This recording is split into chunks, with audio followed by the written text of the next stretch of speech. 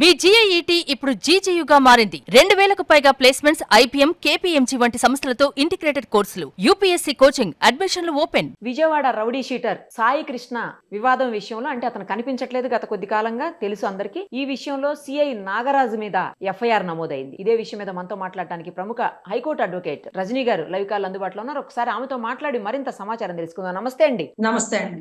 ఏంటండి మొత్తానికి వారం 10 రోజులు బట్టి అతను కనిపించట్లేదని ఇప్పటికే వాళ్ళ మదరు హెబియస్ కార్పస్ కూడా రిట్ పిటిషన్ దాఖలు చేసినటువంటి పరిస్థితి హైకోర్టులో. ఎట్టకేలకు రాత్రి ఎఫ్ఐఆర్ అయింది. ఎస్పీ గారు స్పెషల్ గా ఆదేశాలు జారీ చేసి ప్రభుత్వం కఠినమైన చర్యలు తీసుకోవాలని డెసిషన్ తీసుకున్న తర్వాత ఎఫ్ఐఆర్ రిజిస్టర్ అయింది. అసలు ఏంటి ఈ కేసు ఏంటి, ఎలాగా? ఎందుకంటే రౌడీ షీటర్ల మీద ఉక్కుపాదం మోపండి అని ప్రభుత్వాలు ఏ ప్రభుత్వాలైనా చెబుతాయి, అందులో తప్పు కూడా లేదు. సామాన్య జనాలకు ఇబ్బంది కలగకుండా ఖచ్చితంగా రౌడీ షీటర్లను కంట్రోల్లో పెట్టాల్సిందే. బట్ అంత మాత్రాన అతను ఏమైపోయాడో తెలియనటువంటి పరిస్థితి ఈ రోజు. అసలు ఉన్నాడా పోయాడా ఏదీ తెలియదు. వాళ్ళ మదర్ అయితే దారుణంగా ఏడుస్తున్నటువంటి సిచ్యుయేషన్ ఉంది. అసలు దీని మీద చెప్పండి ఒకసారి, ఏంటి పరిస్థితి ఏంటి? రేపొద్దున ఒకవేళ ఇది గనక ప్రూవ్ అయితే ఏంటి నెక్స్ట్? నమస్తే నిరుపమ గారు. ఈ కేసు జరిగి మనం అనుకుంటున్నట్టు వారం 10 రోజులు కాదు, గత నెల అంటే ఒక 30-32 రోజులు పైచులకు అయిపోతుందండి. వాళ్ళు ఒంటరి పోరాటం చేస్తున్నారు. ప్రతి మారు స్టేషన్ కి వెళ్తున్నారు, సే గారిని అడుగుతున్నారు, నీ కొడుకు చచ్చాడు అనుకో, దండ రెడీ చేసుకో, వెళ్ళిపో, మమ్మల్ని అడగమాక, మాకు తెలియదని ఒకళ్ళు. తర్వాత కానిస్టేబుల్స్ బయటకు వచ్చి, అమ్మా నువ్వు బాధపడమాక, బిడ్డ లేడు, ఇక ఆశలు పెంచుకోవద్దు, మేము మాట్లాడితే మా ఉద్యోగాలు పోతాయి తల్లి అంటూ కొంతమంది మానవత్వం కలిగిన కానిస్టేబుల్స్ ఆమెను ఓదార్చడం, ఎవరు బయటికి చెప్పలేని పరిస్థితి. సో నన్ను కలిసి కూడా వాళ్ళు అరౌండ్ ఒక 15-20 రోజుల పైచిలకు అయిపోయిందండి. సో 20 రోజుల పైచిలకు చెప్తున్నప్పుడు నేను అడిగినాను, సిఐ గారు ఏమంటున్నారన్నా, డిఎస్పీ ఏమంటున్నారు, ఎస్పీ ఏమంటున్నారు, ఈ వేలో ఒక డిస్కషన్ జరుగుతుంది. అంటే దొంగలు పడ్డ 6 నెలలకి కుక్కలు మురిగినట్టుగా ప్రభుత్వం ఇప్పుడు స్పందించకుండా ముందే స్పందించి ఉంటే, అంటే సత్వర న్యాయం అంటారు చూడండి, ముందే స్పందించి ఉంటే ఆ తల్లికి ఆ కుటుంబానికి కూటమి నుంచి ఒక భరోసా ఓదార్పు ఉండేది. ఇప్పుడు నేను కూటమిని కూడా తప్పనట్ల, ఎప్పుడు చేయాల్సిన పని అప్పుడే చేయాలి. ఇన్ని రోజుల తర్వాత ఆయన సింగపూర్ నుంచి, ఈయన తెలంగాణ నుంచి వచ్చి కూర్చొని డిస్కస్ చేసుకొని ఇతన్ని చేసినటువంటి సస్పెన్షన్, విఆర్వా, కేసు నమోదా, whatever it may be, ఇది ఆ తల్లి పోలీస్ స్టేషన్ కి వెళ్ళినప్పుడు, లేకపోతే నా బిడ్డ లేడు అంటున్నాడండి సిఐ గారు, అదేంటమ్మా లేడంటారేంటి, కోర్టులో సబ్మిట్ చేయాలి, లేకపోతే లాకప్ లో ఉండాలి కదా. అయ్యా లేడంటున్నాడయ్యా, మార్కాపురం నుంచి పట్టుకొచ్చాడయ్యా, మా బిడ్డతో పాటు 3 పట్టుకొచ్చారు, 3 జైల్లో వేసినారు, మా బిడ్డ కాని రావట్లేదయ్యా అని ఆ తల్లి ఆవేదనగా కృష్ణలంక పోలీస్ స్టేషన్ ముందు ఆర్తనాదాలు పడుతున్నప్పుడు ఏ మీడియా మిత్రుడో చూసి, సార్ ఇది పెద్దదయ్యేలాగుంది, ఆ బిడ్డ ఉన్నాడో లేదో ఒక మారు గవర్నమెంట్ దగ్గర పెట్టండి, లేకపోతే హోమ్ మినిస్టర్ ని కలవండి అంటూ ఒక తల్లి ఆవేదన. హోమ్ మినిస్టర్ కూడా ఒక మహిళే కాబట్టి ఇంకొక తల్లికి తెలుస్తుంది బిడ్డని కోల్పోతున్న తల్లి బాధ, ఒకవేళ కోల్పోతే ఎలా ఉంటుంది, అసలు ఏం జరిగింది అనేది. ఆవిడ తల్లి సమానమైనటువంటి హోమ్ మినిస్టర్ పాత్రలో ఉన్నప్పుడు ఆవిడ సత్వరమే స్పందించి ఉంటే బాగుండు. ఇప్పటికీ 30-32 రోజులు పైచులకు వచ్చి అన్ని మీడియాలు బయటకు వచ్చి, ఒకరేమో అతను నేరగాడే కాబట్టి కోర్టు వారెంట్ ఇచ్చింది, అతన్ని గతంలో ఒక 10 కేసులేమో ఉన్నాయేమో, మరి మనకు తెలీదు, అవన్నీ క్వాష్ అయిపోయింది. అంటే కేసుకి అతనికి సంబంధం లేదని క్లియర్ అయిపోయింది. కేవలం అతని పేరుతో 2 కేసులు మాత్రమే ఉన్నాయంటూ ఎవరైతే వాళ్ళ మేనమామల ముళ్ళపూడి నాగేశ్వరరావు గారు, లేకపోతే వాళ్ళ ఇంకొక మేనమామలు, వీళ్ళందరూ ఒక 5-6 ఉన్నారటండి. వీళ్ళందరూ ఓపెన్ ఛాలెంజ్ చేస్తున్నారు. ఇప్పుడు ఒక నేరగాడిని అయినా సరే మనకి చంపే అధికారం లేదు. 22 నోరు మూసుకొని మన పరిధి ఏంటంటే కోర్టుకి సబ్మిట్ చేయడమే. ఇలాంటప్పుడే చెప్పాల్సి వస్తుందండి, కుక్క పని కుక్క చేయాలి, గాడిద పని గాడిద చేయాలి. ఎవరి పని వారు చేయకుండా యజమానిని ఇంప్రెస్ చేయాలనుకుంటా గనక, అసలు కోర్టులు ఉన్నాయి కదండి, కోర్టులు చూసుకుంటాయి కదా. మీ పరిధి ఎంతవరకు అరెస్ట్ చేసేది, కోర్టుకు సబ్మిట్ చేసేది అంతవరకే కదా. అదేనండి, యజమానిని ఇంప్రెస్ చేయడం కోసం గాడిద కుక్కలాగా పని చేస్తానంటూ మొరిగితే యజమాని బాగా కొడతాడు చూడండి. అంటే నీ పని నువ్వు చేయాలి, అవతలోడి పని చెయ్యకు అన్నట్టుగా ఈ రోజు అంటే స్టేషన్ పరిధి దాటి, రాజకీయ నాయకుల పరిధి దాటి కోర్టు మెట్లు ఎక్కేసినారు. ఇక మీరు సస్పెండ్ చేసే అధికారం లేదు, మీకు విఆర్ పెట్టే అధికారం లేదు. మీరేంటో మర్డర్ కేసు 302 పెట్టినారట. ఇక అయిపోయింది మీ పాత్ర. మీరేముంది పెట్టేది? హైకోర్టు తలుచుకుంటే కృష్ణలంక పోలీస్ స్టేషన్ మొత్తాన్ని లేపి పక్కన పడేస్తారు.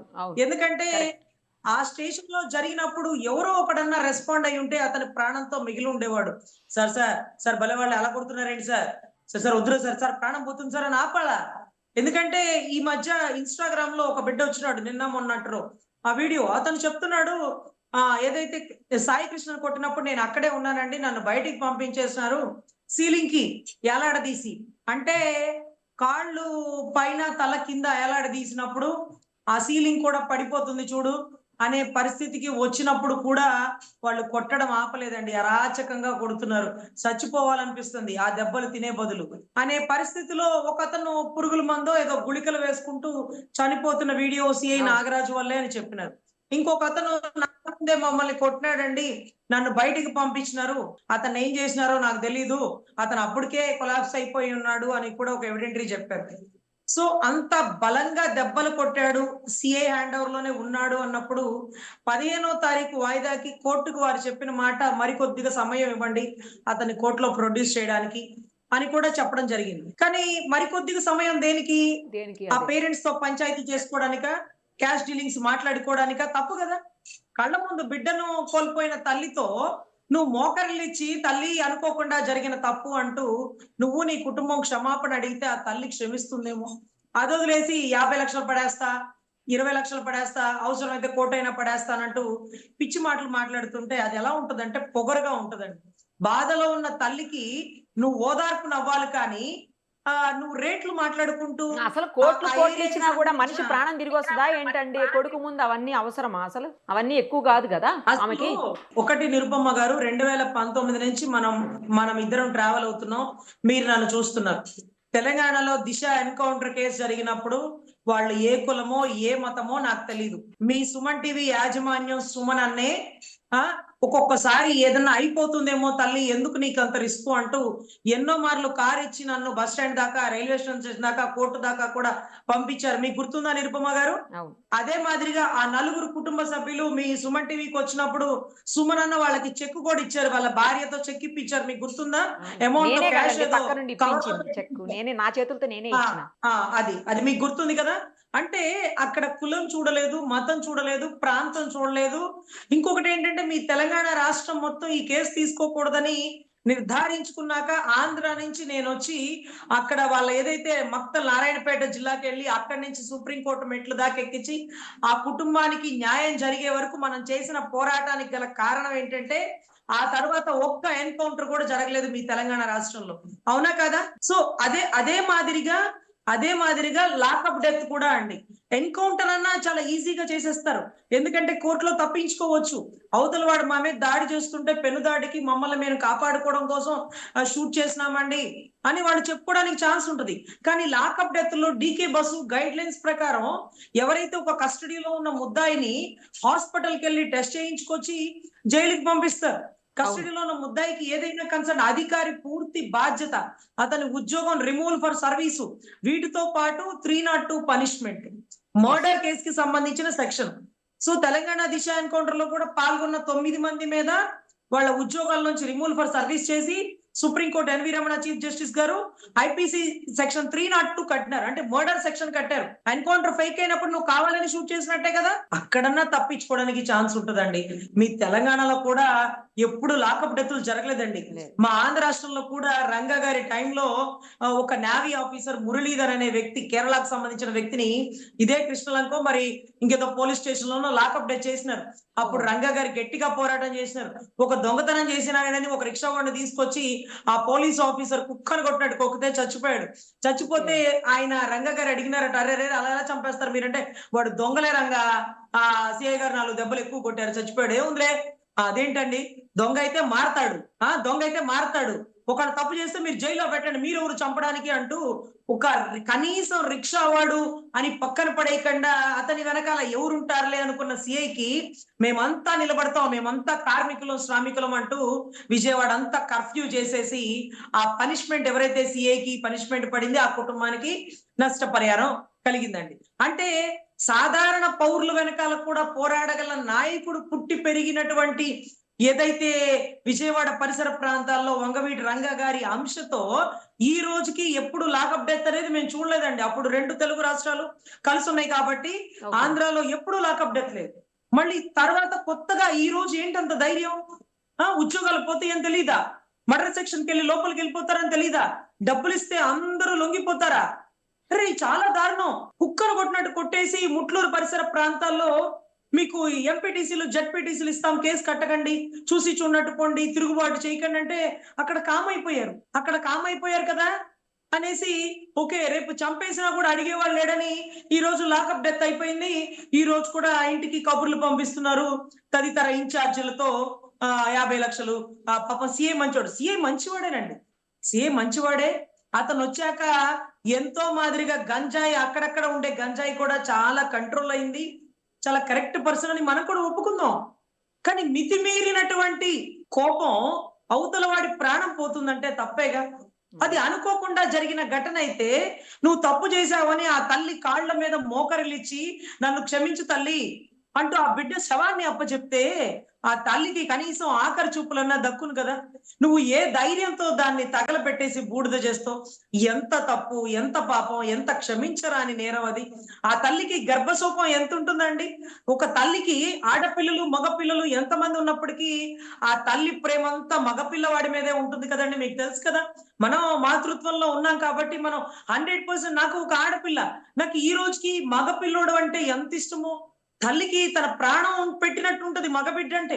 మంచివాడా చెడ్డవాడా తల్లికే ఉంటదండి. అలాంటిది నా బిడ్డని కళ్ళ ముందు చంపేస్తున్నారు అని తెలిసి ఆ తల్లి ఆర్తనాదాలు రాష్ట్రం అంతా గగ్గోలైపోయిందండి. నెల రోజుల తర్వాత నేనేమంటున్నానంటే, నెల రోజుల ముందే ఆ తల్లి బాధపడుతున్నప్పుడే స్పందించి ఉంటే ఈ రోజు కూటమికి తలవంపులో చెడ్డ పేరో రాదండి. ఈ రోజు ఏ ధైర్యంతో సీఐ చేసినాడు. ఇంకొకటి ఓపెన్ గా నిరుపమ్మ గారు, దీంట్లో కులం అనేది తీసుకురాకూడదు, తప్పు. సరే అప్పుడు ఏం చెప్పాలా? కాపు ఓటింగ్ చాలా నీడు, 2 పార్టీలకి నీడు, 2 కులాలకి బలం కాపు సామాజిక వర్గం. అటువంటి సామాజిక వర్గం బలంగా ఉండి రంగా గారు పుట్టి పెరిగినటువంటి ఏరియా కృష్ణలంక విజయవాడ పరిసర ప్రాంతాల్లో ముళ్ళపూడి నాగేశ్వరరావు అని రంగా గారితో పాటు కలిసి ధర్నాల్లో ఉండి జైల్లో ఉన్న వాళ్ళ మేనల్లుడిని ఈ రోజు ఇలా జరగడం అంటే అది తిరుగుబాటు అవుతుందని కనీసం ఎక్స్పెక్ట్ చేయాలి కదండి. ఎంతమంది సిఐ గారి వల్ల చనిపోయారంటూ ఒకళ్ళ తర్వాత ఒకళ్ళు వీడియోలు ఇస్తుంటే అది చాలా ఖండించదగిందండి. ఇప్పుడు నేను సిఐ కరెక్ట్ కాదు, వీళ్ళు కరెక్ట్, ఇవన్నీ కాదండి. నువ్వు చేసింది తప్పు, అక్షరాల తప్పు, అది చట్ట విరుద్ధం. అలా చేసే ధైర్య సాహసాలు మీరు చేయకూడదు. ఒకళ్ళని పెంచి పోషిస్తే రేపు అన్ని స్టేషన్లో ఇదే లాకప్ డెత్ అవుతుంది. ఆ రోజు కూడా రంగా గారికి చెప్పింది ఏంటంటే, అక్కడుండే ఎస్పీ వ్యాసు గారికి రంగా గారికి శత్రుత్వం ఈ కేసులో బాగా బలపడింది. చచ్చినోడు ఎవడో కేరళ వాడు, మురళీధరు, నీకెందుకు రంగా, మనకేం పని, మనోడు కాదు కదా అంటే, మనోడు కాదు అనక మన ఏరియాలో జరిగింది. ఎవరిదైనా ప్రాణమే. మన ఏరియాలో జరిగినప్పుడు మనం చూసి చూడట్టు పోతే రేపు మనకు తెలిసిన వాళ్ళని కూడా ఎంతో మంది చంపేస్తారు. ఈ రోజు ఒకటి మరణానికి కారణం తెలుసుకోకపోతే, ఒకటి మరణానికి మనం రణంగా దిరక్కపోతే, తిరుగుబాటు చేయకపోతే రేపు ఎన్నో మరణాలు ఇదే విజయవాడ నుంచి ఉద్భవిస్తాయి. ఈ లాకప్ డెత్ కి అడ్డు అదుపు ఉండదు అంటూ తిరుగుబాటు చేసి మొట్టమొదటిగా ఎస్పీ వ్యాస్ గారికి బాగా శత్రుత్వం అయిపోయిందండి. ఆయన చావుకు కూడా కారణాలు ఇటువంటి ఘటనలే. సో ఖచ్చితంగా ఇక్కడ ఎవరైతే ఈ చావుకి కారణం అయ్యారో వాళ్ళకి ఖచ్చితమైన శిక్ష పడాలండి. ఇప్పుడు కోర్టు పరిధిలో ఉంది కాబట్టి 29 వాయిదా ఉంది. వాయిదాకి కోర్టు ఇచ్చే తీర్పు మేరకి స్టేషన్ మొత్తాన్ని సస్పెండ్ చేస్తుందా, పైనుండే అధికారులను సస్పెండ్ చేస్తుందా, వీటన్నిటికంటే మించి సిబిఐ ఎంక్వైరీ వేయాలి. ఎందుకంటే చనిపోయిన వ్యక్తిని హాస్పిటల్ కి తీసుకువెళ్ళి అక్కడ చచ్చిపోయాడని నిర్ధారించుకొని అట్నుంచి అటు బండి మీద తీసుకెళ్ళి శ్మశానం దగ్గరికి తీసుకెళ్లి లేకపోతే అక్కడ బూడిద చేసేసినారని స్టేషన్ మొత్తం ఉన్నటువంటి సీసీ కెమెరాలు ఎందుకు ఆగిపోయినాయి, ఆ టైంకే ఎందుకు పనిచేయలేదు, లోపలికి వెళ్ళడం వరకే ఉంది, బయటికి రావడం లేదేంటి అంటే, బయటకు వచ్చేటప్పటికి కెమెరాలు ఆఫ్ చేసి ఎలా తీసుకుని వెళ్ళారు, ఇవన్నీ కూడా త్రూ ఎవిడెంటరీకి కోర్టుకు సబ్మిట్ చేయాల్సినటువంటి బాధ్యత తదితర అధికారుల మీద ఉంటది నిరుపమ గారు. ఇది పూర్తిగా చట్ట విరుద్ధం. మనం అందరం పార్టీలకు అతీతంగా ప్రజాస్వామ్యంగా మనం ఖండించాల్సింది. రైట్ అండి, థ్యాంక్ యూ.